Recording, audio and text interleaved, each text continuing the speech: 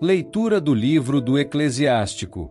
Vamos fazer o elogio dos homens famosos, nossos antepassados através das gerações.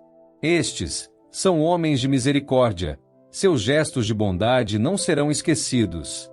Eles permanecem com seus descendentes, seus próprios netos são a sua melhor herança. A descendência deles mantém-se fiel às alianças, e, graças a eles, também os seus filhos. Sua descendência permanece para sempre, e sua glória jamais se apagará. Seus corpos serão sepultados na paz e seu nome dura através das gerações. Os povos proclamarão a sua sabedoria, e a Assembleia vai celebrar o seu louvor. Palavra do Senhor. Graças a Deus.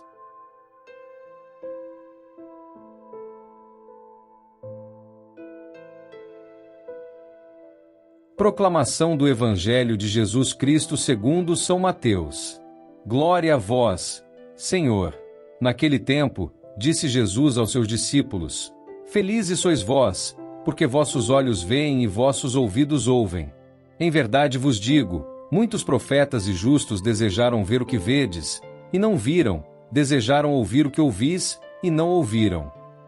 Palavra da salvação. Glória a vós, Senhor.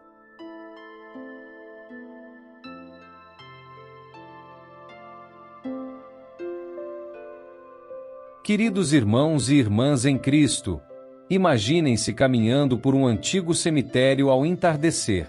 As lápides se estendem em fileiras ordenadas, cada uma contando a história de uma vida que foi vivida.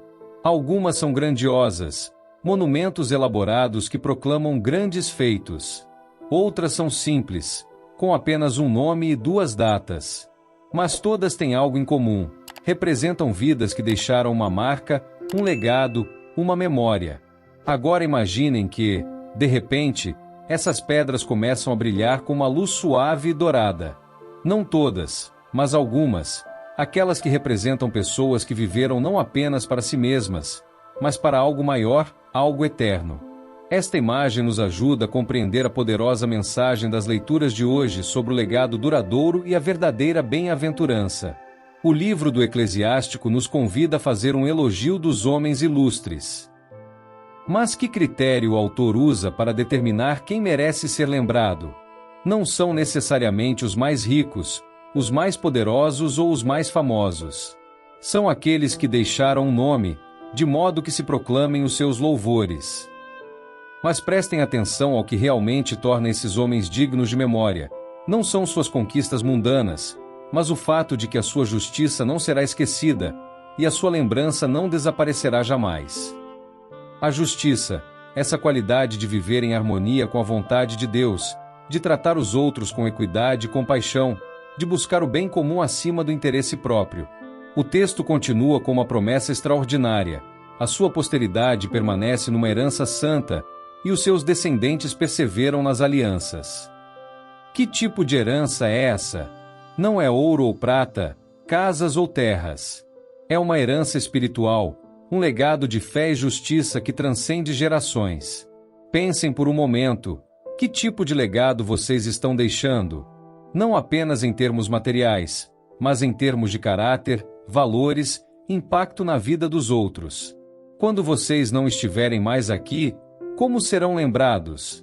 Pelos carros que dirigiram, pelas casas que possuíram, ou pela bondade que espalharam, pela justiça que defenderam, pelo amor que demonstraram? O Eclesiástico nos diz que esses homens justos na Assembleia proclama-se a sua sabedoria, e a comunidade anuncia o seu louvor. Suas vidas se tornaram sermões vivos, lições de sabedoria que continuam a inspirar e ensinar muito depois de sua partida. Mas há outro aspecto fascinante neste texto. O autor menciona aqueles que morreram como se nunca tivessem existido, e foram como se nunca tivessem nascido. Que contraste dramático! Existem pessoas que, apesar de terem vivido, não deixaram nenhum rastro significativo de sua passagem por este mundo. Viveram apenas para si mesmas, consumidas por preocupações triviais e prazeres momentâneos. É aqui que o Evangelho de Mateus lança uma luz brilhante sobre nossa compreensão.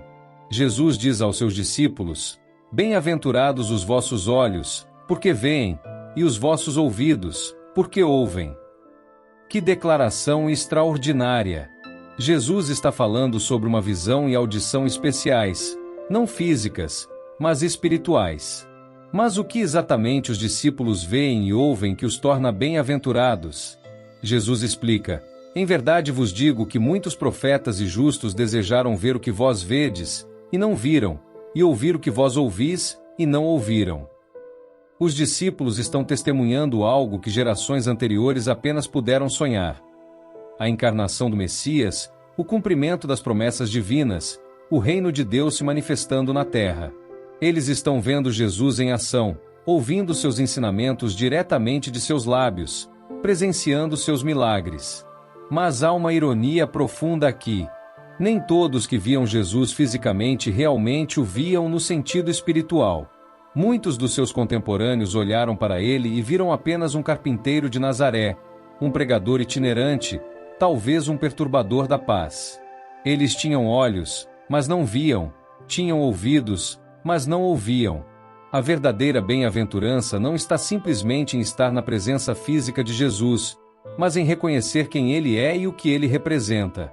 É ter os olhos do coração abertos para ver a realidade espiritual por trás das aparências físicas.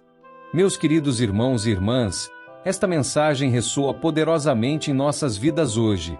Cada um de nós é chamado a ser como aqueles homens ilustres do eclesiástico, não através de conquistas mundanas, mas através de uma vida de justiça e fidelidade a Deus.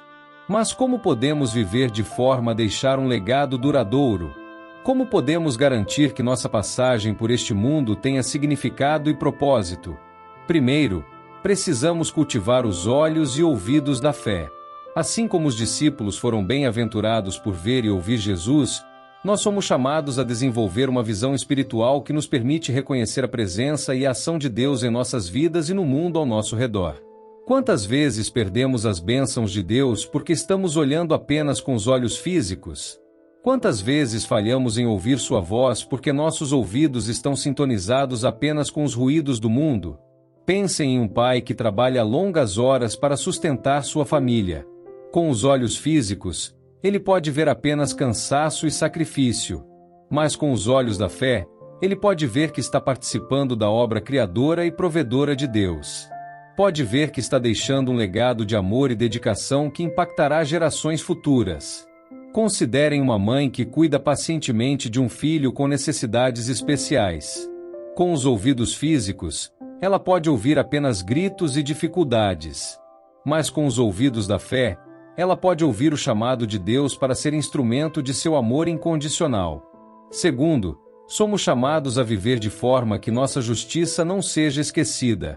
Isto não significa buscar reconhecimento ou fama, mas viver de tal maneira que nossos valores e princípios deixem uma marca positiva no mundo. Como fazemos isso?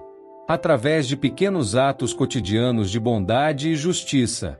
Quando defendemos alguém que está sendo injustiçado, quando compartilhamos nossos recursos com os necessitados, quando tratamos cada pessoa com dignidade e respeito, quando escolhemos a honestidade mesmo quando isso nos custa, estamos construindo um legado de justiça.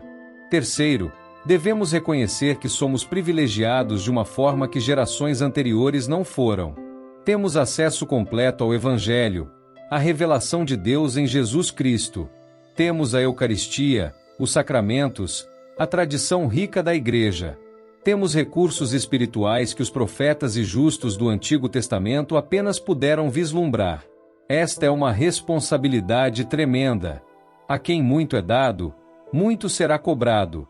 Somos como os discípulos, bem-aventurados porque vemos e ouvimos.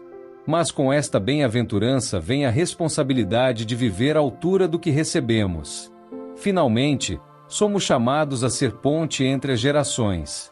Assim como os homens ilustres do eclesiástico deixaram uma herança espiritual para sua posteridade, nós somos chamados a transmitir nossa fé e nossos valores para as próximas gerações.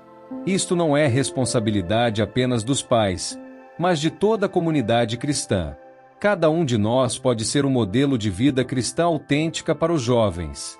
Cada um de nós pode compartilhar nossa sabedoria e experiência espiritual. Imaginem o impacto se cada um de nós se comprometesse a viver de tal forma que, quando partirmos desta vida, possamos ser lembrados não pelo que acumulamos, mas pelo que demos, não pela posição que ocupamos, mas pelas vidas que tocamos, não pelo ruído que fizemos, mas pela paz que espalhamos. Que possamos ter olhos para ver as oportunidades diárias de praticar a justiça e espalhar o amor de Deus. Que possamos ter ouvidos para escutar os chamados sutis do Espírito Santo nos convidando a ser instrumentos de sua graça. E que, ao final de nossa jornada terrena, possamos ouvir as palavras do Mestre: muito bem, servo bom e fiel. Foste fiel no pouco, eu te confiarei muito. Vem participar da alegria do teu Senhor. Que a graça de nosso Senhor Jesus Cristo, o amor de Deus Pai e a comunhão do Espírito Santo estejam com todos vocês, hoje e sempre. Amém.